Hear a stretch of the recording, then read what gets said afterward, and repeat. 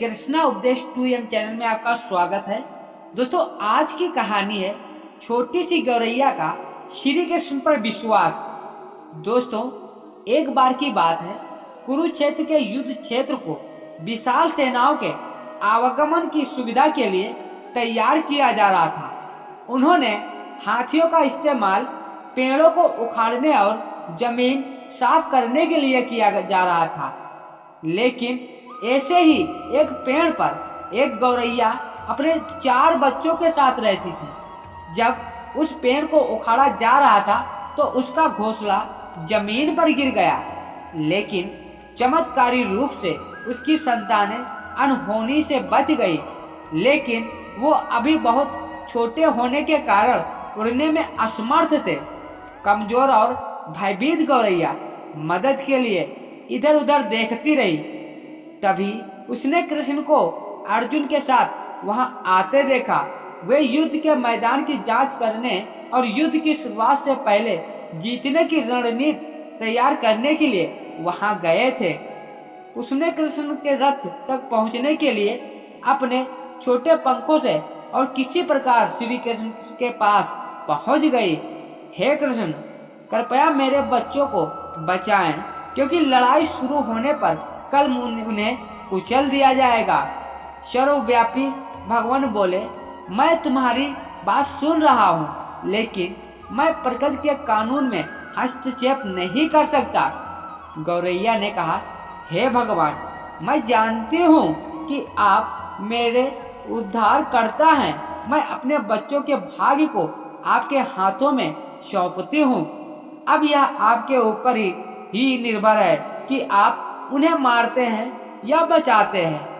काल चक्र पर किसी का बस नहीं है। श्री कृष्ण ने एक साधारण व्यक्ति की तरह उससे बात की, जिसका आशय था कि वह ऐसा कुछ भी नहीं था जिसके बारे में वो कुछ भी कर सकते थे। गौरैया ने विश्वास और श्रद्धा के साथ कहा, प्रभु, आप कैसे और क्या करते हैं वो मैं नहीं जान सकती।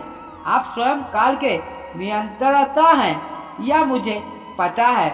मैं सारी स्थितियों परिस्थितियों स्वयं को परिवार सहित आपको समर्पण करती हूँ। भगवान बोले, अपने घोंसले में 3 सप्ताह के लिए भोजन का संग्रह करो। गौरैया और श्री कृष्ण के संवाद से अनभिज्ञ अर्जुन गौरैया को दूर भगाने की कोशिश करते।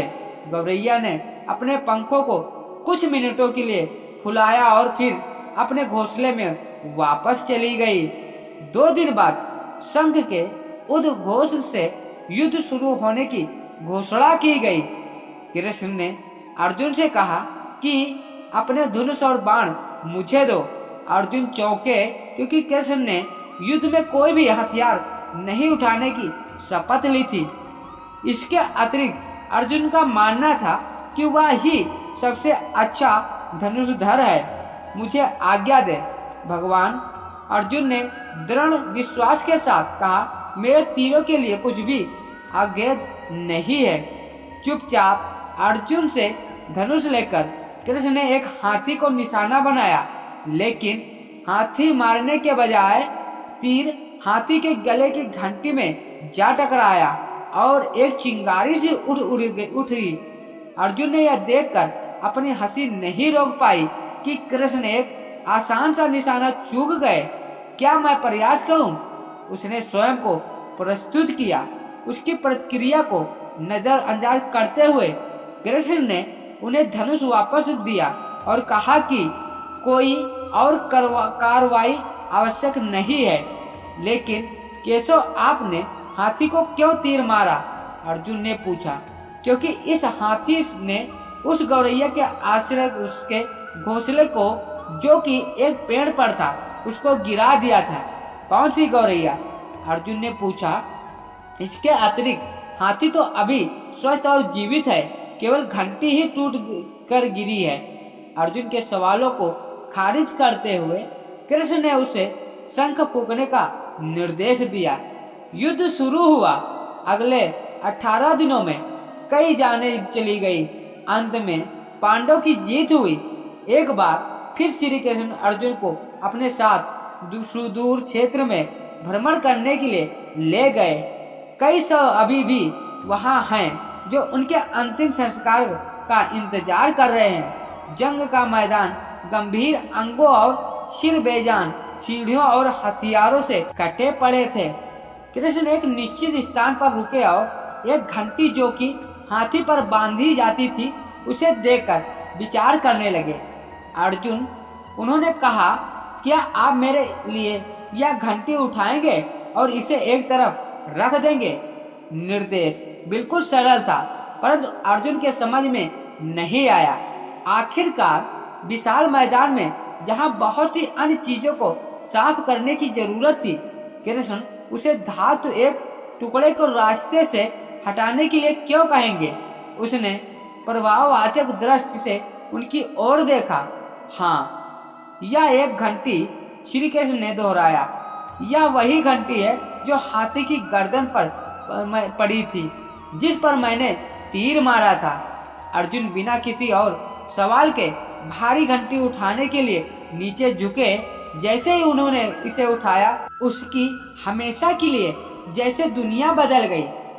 दोस्तों, 1 2 3 4 और 5 4 युवा पक्षियों और उसके बाद एक गौरैया उस घंटी के नीचे से निकले। बाहर निकलने के माँ और छोटी पक्षी कृष्ण के इर्द गिर्द मंडराने लगे एवं बड़े आनंद से उनकी परिक्रमा करने लगे।